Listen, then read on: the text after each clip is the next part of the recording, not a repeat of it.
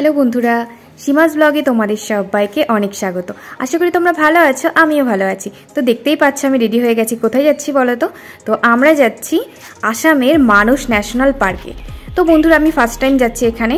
তো আসামে এসেছি আর একটু ঘুরতে যাবো না সেটা কখনো হয়? তো দেখো হাজব্যান্ড একটা হাফ জ্যাকেট পরে আছে, কারণ কি আমরা যখন গেছিলাম তখন একটু ঠান্ডা ছিল।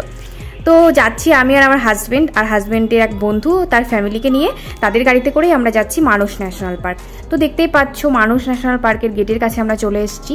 তো ওই দিকটায় ছিল অভয়ারণ্য, সামনে দেখতে পাচ্ছ ওই জঙ্গলটা ছিল। জঙ্গলে অনেক জীবজন্তু রয়েছে, বাঘ থেকে শুরু করে গন্ডার টন্ডার, হরিণ টরিন। তো আমরা সেগুলো আজকে আর দেখতে যাইনি। তো আমরা চলে এসেছি সোজা পার্কে।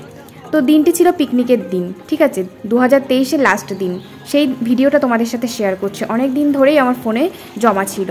তো যাই হোক দেখতেই পাচ্ছ জল, এটা হচ্ছে নদীর জল। এখানটায় এসেছে বর্ষাকালে এই জায়গাটা পুরোটাই জলে ভর্তি থাকে।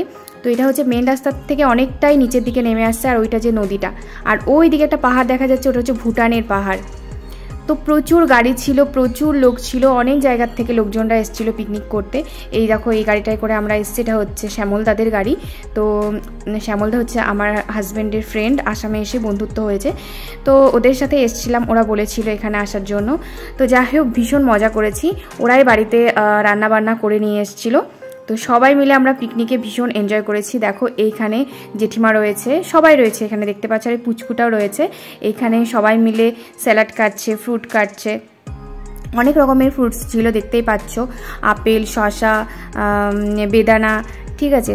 তো এরকম অনেক ছিল, আর বাড়ির থেকে রান্না করে নিয়ে এসেছিলো। ভাত ছিল, আর একটা সবজির তরকারি ছিল, আর তোমার চিকেন ছিল।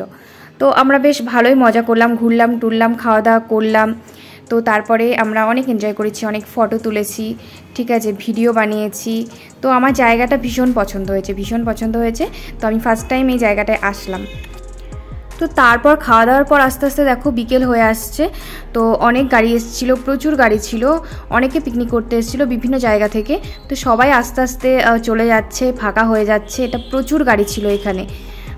তো আমি সেই সময় লাইভও করেছিলাম, চাইলে তোমরা লাইভ ভিডিও দেখতে পারো। তো যাই হোক বন্ধুরা, এবার আমরা ফিরে যাচ্ছি। তো এইখানে দেখো একটু নার্সারির দোকান টোকান বসেছিল, প্লাস আরও অন্যান্য দোকান বসেছিল। তো যাই হোক আমার তো খুব ভালো লাগলো, তোমাদের কেমন লাগলো তোমরা আমাকে জানিও, ঠিক আছে। তো তোমরা যদি কখনো আসামে আসো, এরকম জায়গায় এসো, আশা করি ভালো লাগবে। তো এটা তো ন্যাশনাল পার্ক ছিল, তো আমার ইচ্ছা আছে আর একদিন ওই জঙ্গলটার ভিতরে যাওয়ার, মানে জীবজন্তু দেখার জন্য, বাঘ টাঘ বা অন্যান্য যে জীবজন্তুগুলো রয়েছে সেগুলো দেখার জন্য।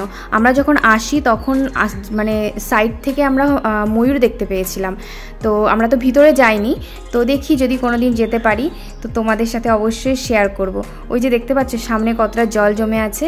তো এরকম মাঝে মধ্যেই আছে, বর্ষাকালে এইগুলো পুরোটাই আর কি জল জমে থাকে, এইদিকে তখন আর আসা যায় না। তো খুব সুন্দর লাগলো আমার। তো তোমাদের কেমন লাগলো তোমরা আমাকে অবশ্যই কমেন্টে জানিও।